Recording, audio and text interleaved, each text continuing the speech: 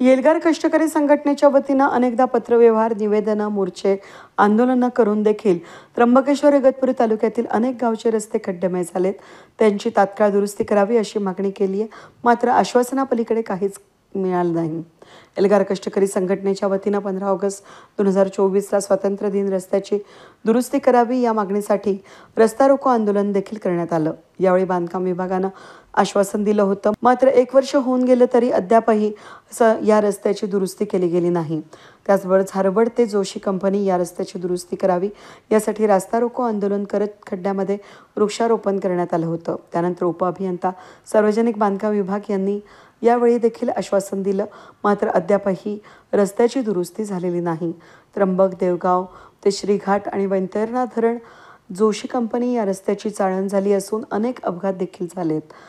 प्रवाशांना प्रवास करताना आपला जीव मुठीत धरून प्रवास करावा लागतोय. रस्त्याची दुरुस्ती करावी यासाठी एल्गार कष्टकरी संघटनेच्या वतीनं 2024 पासून अनेकदा पत्रव्यवहार देखील केले गेले, आंदोलनं केली. मात्र अद्यापही रस्त्याची दुरुस्ती झाली नाही.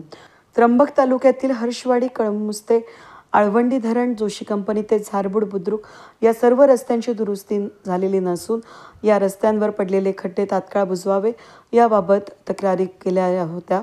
त्र्यंबक आणि इगतपुरी तालुक्यातील सार्वजनिक बांधकाम विभाग मृत अवस्थेमध्ये आहे का आणि या मृत अवस्थेमधले असलेल्या बांधकाम विभागाची प्रेत यात्रा एल्गार कष्टकरी संघटनेच्या वतीनं 11 नोव्हेंबर 2025 रोजी देवगाव फाटा ते श्रीघाट या ठिकाणी 3 किलोमीटर प्रेत यात्रा काढण्यात येणार असल्याची माहिती काळू निरगुडे, तालुका अध्यक्ष इगतपुरी, वसंत इरते, तालुका अध्यक्ष त्र्यंबक यांनी दिली आहे.